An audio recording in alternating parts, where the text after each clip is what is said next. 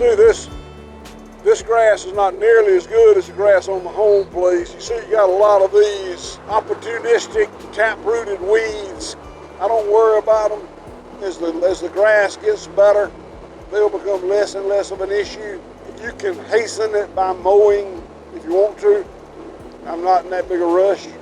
I mean, it could get so bad I chose to mow. Somebody could be sitting on their butt, not doing anything, and say, go mow. But it's not. It's marginally only marginally cost effective. It's just cosmetics. It's nice. It makes it look pretty.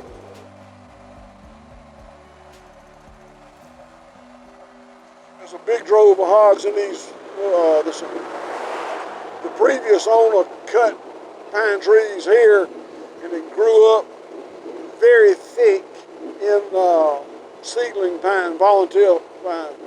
We got hogs in there trying to thin them out. I mowed strips through there, and I think I'm going to have to mow some more. It's working, but it's not working as good as I need for it to. This is the summer calving herd over here.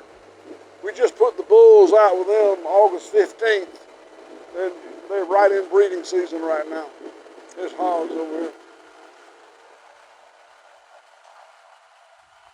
So you can see a few of them right there. This is a house my great-granddaddy built in 1878. That's where Jody and her husband and their two babies live. Those are ducks out there, you see. Way out there, the white birds are ducks. And then further out there is a compost pile. That's a 30-acre paddock that's damn near covered in compost. I got a compost spreading truck. I hadn't had anybody own it. I need somebody to spread compost for a few months.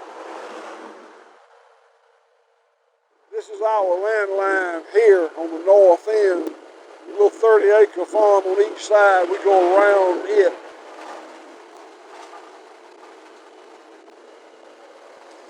This is probably up to about 3% organic matter. This would be, so you see the gaudy spots out there? Probably 0.5% organic matter.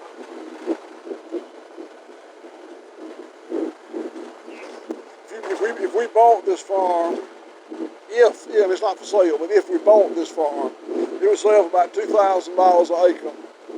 And we probably spent another $500 or $600 on wire, water, and grass.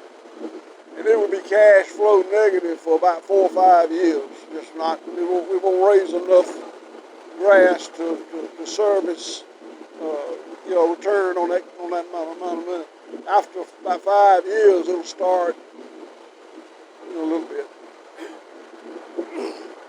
I think that buying land, non-irrigated land, is an incredible wealth building opportunity, but it won't cash flow. Not for a while. For a long time, yeah. It's a non-depreciating asset. And does the market recognize the improvements? No. Good question. That's going to change.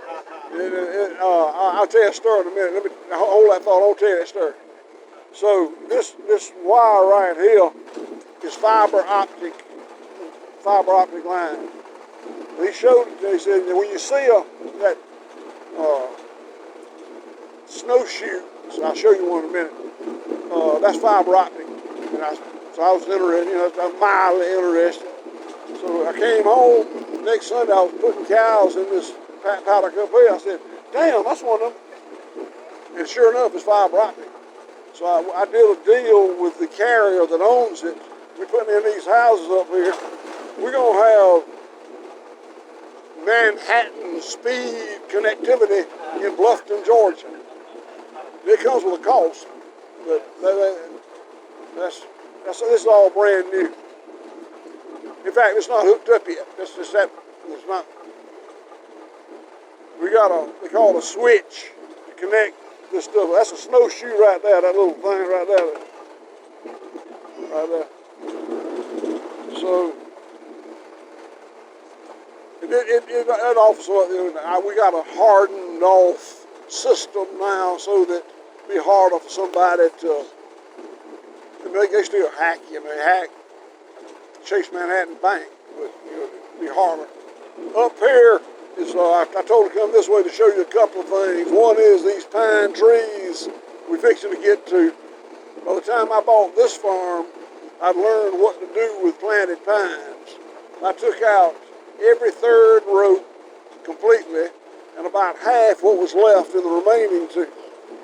And I had good grass under them, good silver pasture, but that was 5 or 6 years ago. Now they've recanopied. So I got a logger coming. Whenever he comes, we're going to take about half of these out, and that way we'll have. And I'm going to have to come back in a few years and thin them again. But it's I love the way it looks out there, and it grew really good grass when first 2 years I did it.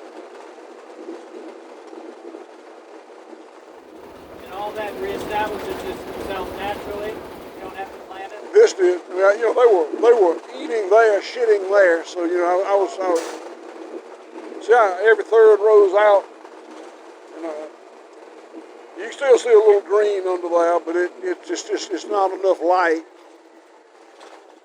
Up here is our holiday turkeys. We raise white turkeys because that's all we can get all year. Once a year in June, we can get these heritage birds. We take all they'll sell us, the hatchery, whatever, whichever one it is. I think Valley of the Moon or something like that. We take all they'll let us have. These are black, Spanish black, or that's not right. That's one of the black. I can't remember the name of it. And we'll raise them for the holiday season. Those are the cotton module builders that we repurpose. You can see better here.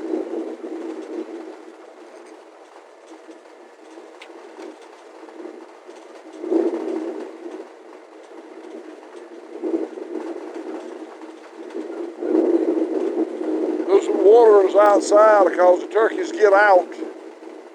So we want to be in such a rush to get back to them. See how green that is where they used to sit? That's that turkey manure.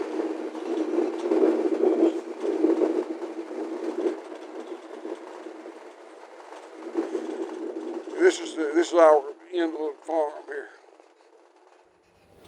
So Will, what did you get to do with when you thin out the pines? Is there any use out of those? Yeah, good question.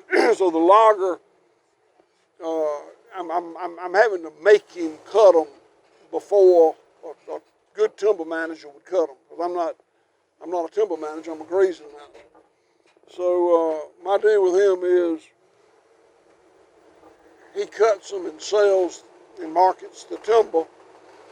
I may owe him a little money. He may owe me a little money. We'll see how it works out.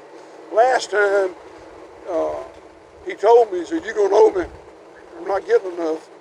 But then I guess the price was a little better. He actually, I got almost nothing, but I was satisfied with nothing.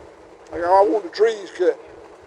But this time, depending on what timber's bringing, I may get a few dollars because they're bigger.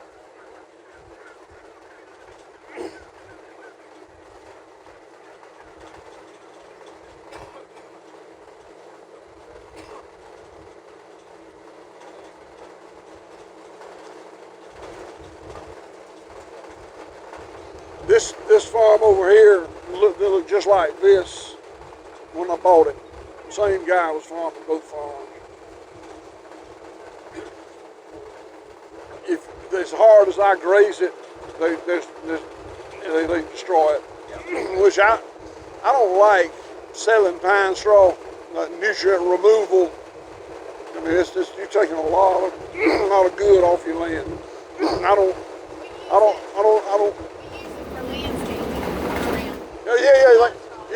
They get some to use it back on our own farm. Good point. But I don't want, you monetize something like that, you're probably getting less than you get less money than what you.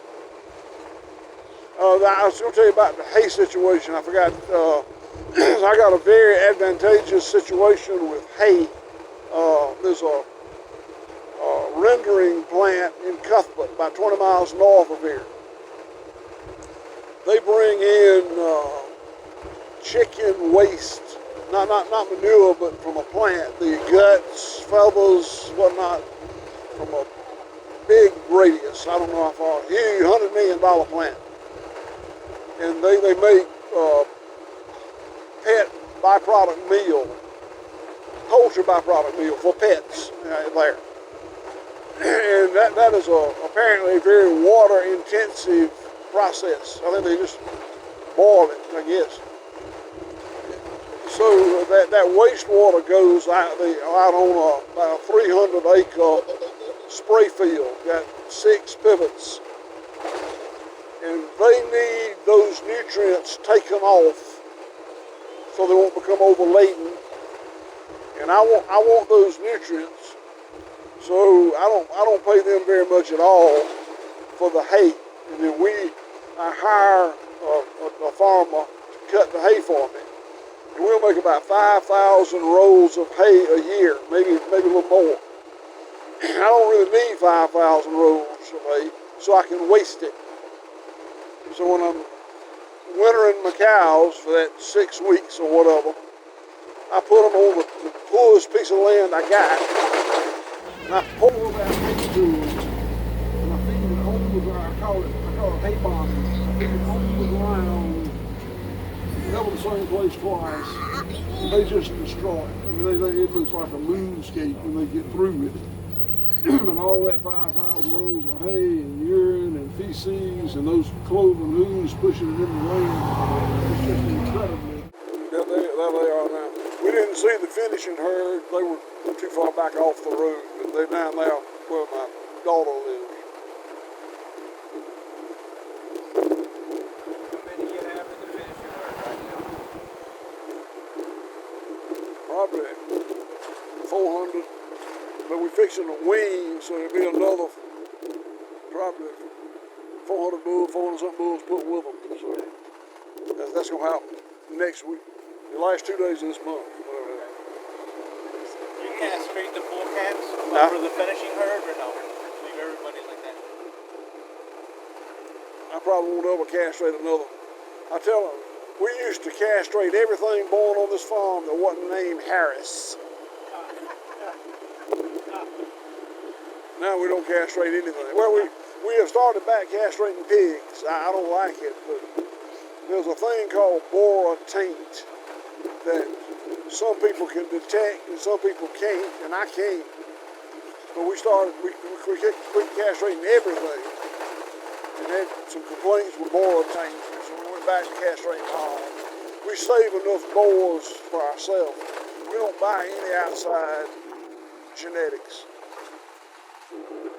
We got that farm behind this one. Made an offer on this one, but we didn't do anything yet. This is our rabbit business. I'm a little bit. We talk a lot about animal welfare, and our animal welfare in rabbits is not that great.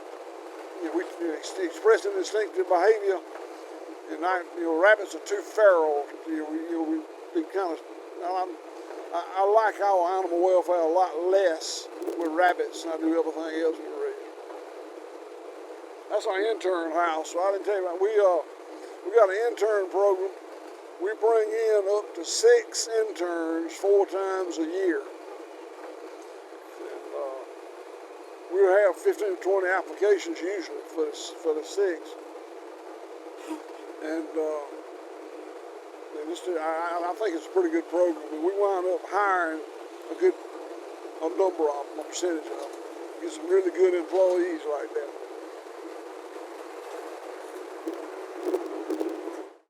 Do you know what those cement posts were for? That's a good. So, Bluffton was a planned community, and in about 1840, I think it was, they marked the town with those posts. Every lot had those posts around it, and most of them been broken off. But I got a couple of places in the woods near town where there's those posts. It was part of the planned community that didn't quite grow like they planned. It's like some modern planned community. Don't quite meet expectation. Last night. What is this? Yeah. Those nobody's ever asked me that before. I was wondering, I was looking at, like, was it for horses? Was it for flood wall? No, yeah.